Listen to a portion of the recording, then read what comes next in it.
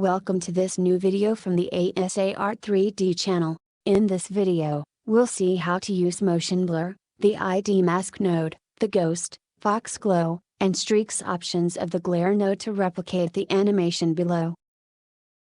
In order to focus on the effects of lights and motion blur, we will start from a pre-established scene. First of all, we have two objects to decorate the scene: a moonlight to illuminate objects from the front, a spot to illuminate the moon, a light in the background that will allow us to manage the glare effects. We will now focus on the two bands of lights to achieve the effects seen in the introduction. Start by creating a Bezier curve and rotate it 90 degrees on the x-axis. Now move the curve to the left and extrude it to give it a nice shape.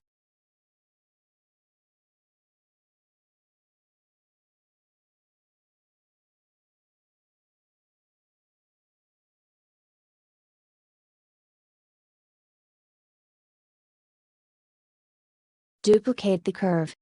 Move the second curve and give it another shape.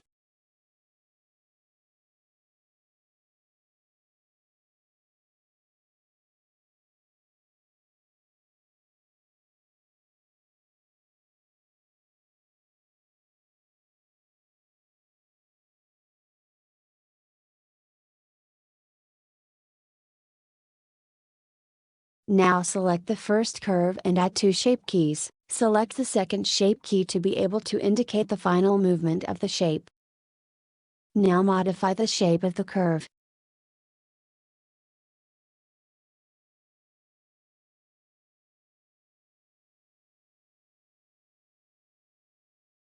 Once finished, you can test if the movement is suitable for you.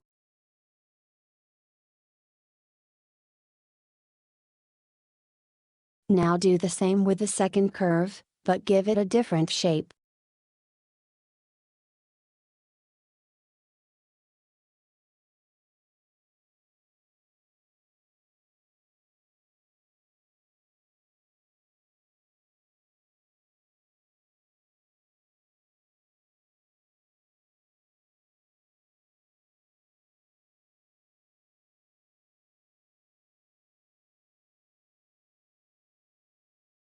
Now that the curves are fine for you, you will be able to add a plane with an array modifier that we will link to the curve.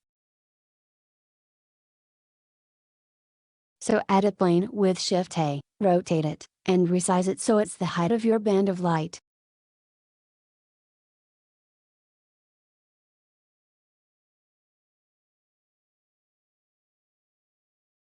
Now add a modifier array to your plane and slightly increase the number of copies.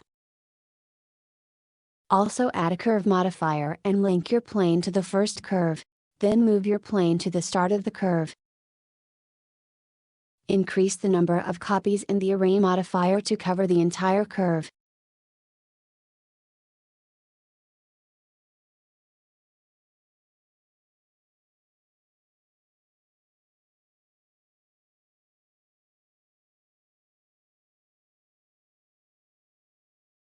Duplicate the plane and link it, in the array modifier, to the second curve. Move the plane so that it follows the second curve.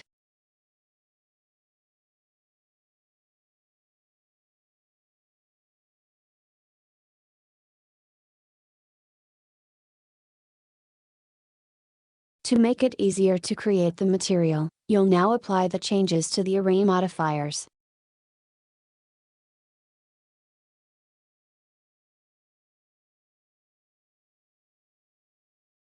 Now we will see how to add materials to illuminate the strips so that the light is brighter in the center than at the edges. Start by adding a material and assign that material an index number.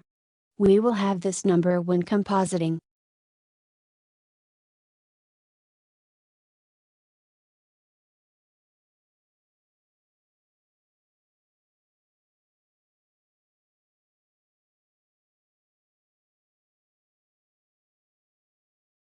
With Shift-S, replace the shader with an emission shader.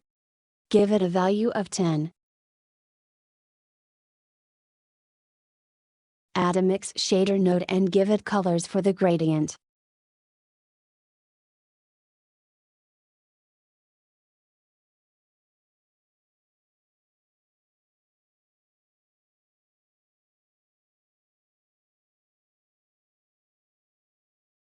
Now add a gradient texture node, a mapping node and a texture coordinate node.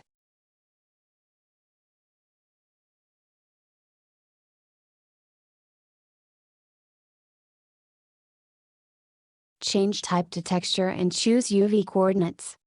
Rotate 90 degrees on the z-axis so that the gradient works up and down.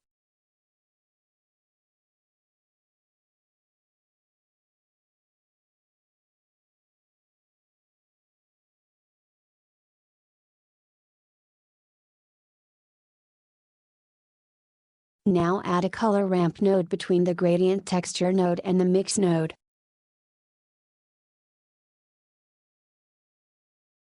Add two cursors and select the B-spline mode.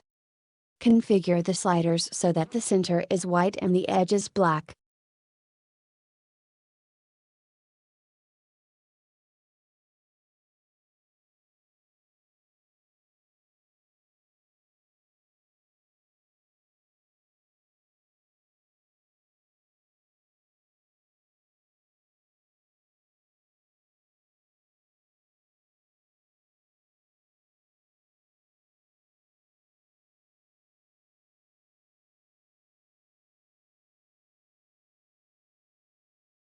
The material of the top light strip is finished. Select the bottom strip and add the same material to it. Duplicate the material and rename it. Then change the colors to have a gradient of blue.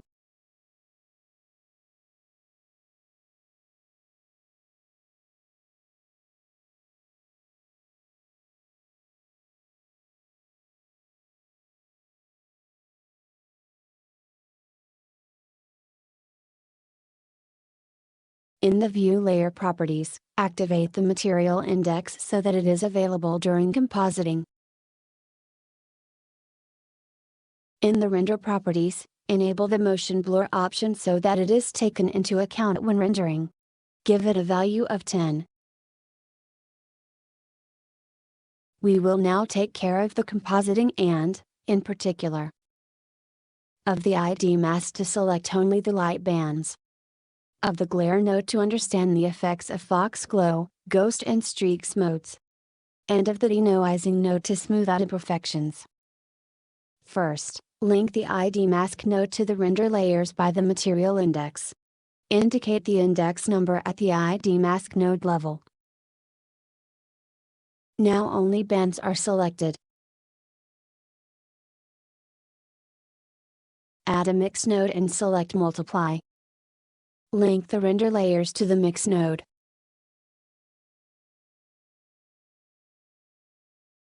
Now add the three types of glare node in succession. Modify the values as you wish.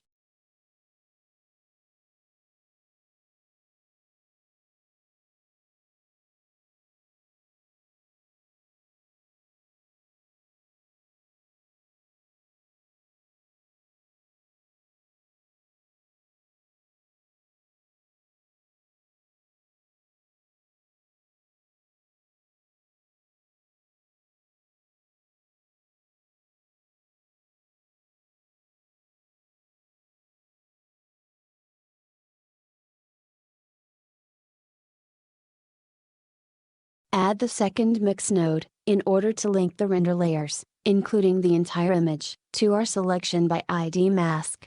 Then choose Add Mode.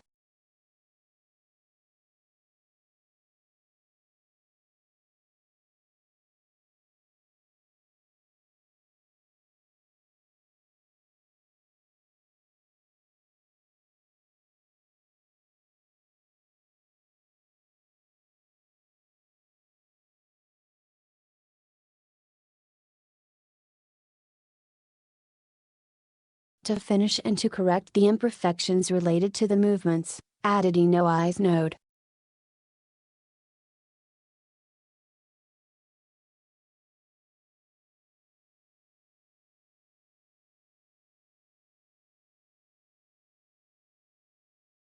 Finally, we still need to add some animation based on the shape keys of the Bezier curves to be able to take advantage of the motion blur effects. Select the first Bezier curve and place a keyframe at frame 1. To do this, press the I key on the value of the shape key. Move to frame 60, set the value of T shape key to 1 and add a new keyframe.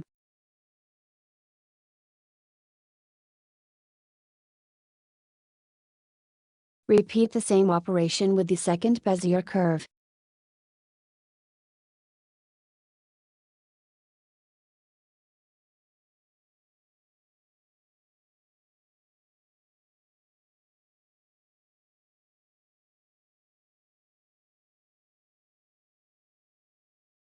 You can now start rendering and enjoy the result.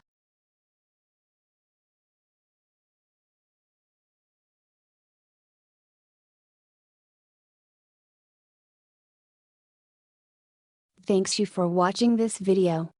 Please like and subscribe and click the bell icon to get new video updates.